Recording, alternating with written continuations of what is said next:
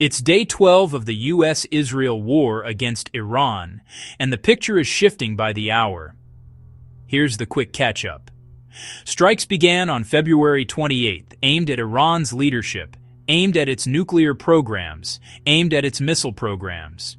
The opening hit killed Iran's supreme leader, Ali Khamenei, which triggered massive retaliation, hundreds of missiles, thousands of drones across the region.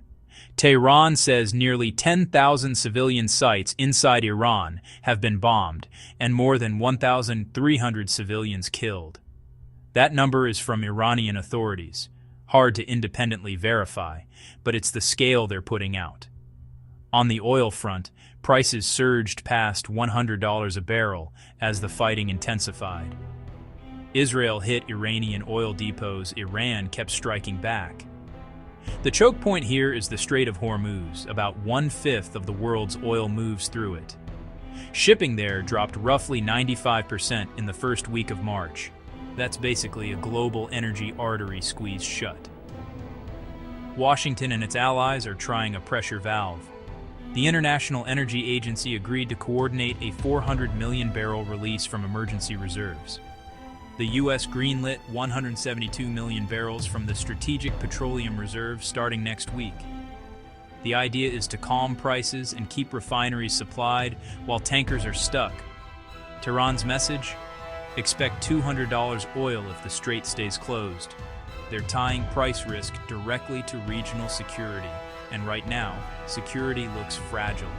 Some Gulf producers are slowing output, insurers are hiking premiums on any ship that even thinks about that corridor. Politically, the signals are messy.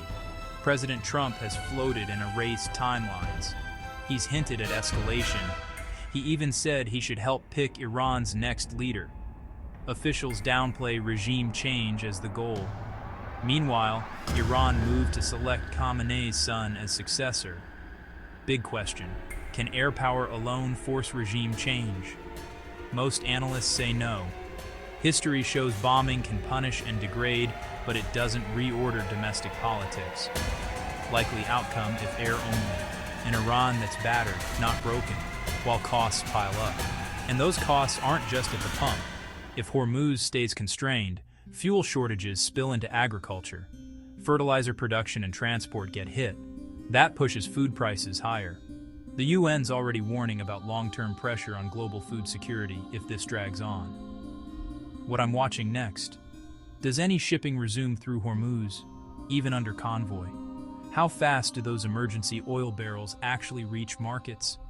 Do we see a diplomatic channel open, Oman, Qatar, or Europe, offering a pause for pause? And on the ground, does this expand beyond airstrikes? That's the red line for a much bigger, costlier war. For now, assume volatility. Higher energy prices, jumpy markets, and a conflict with no firm end date. I'll keep this tight and update you as facts lock in.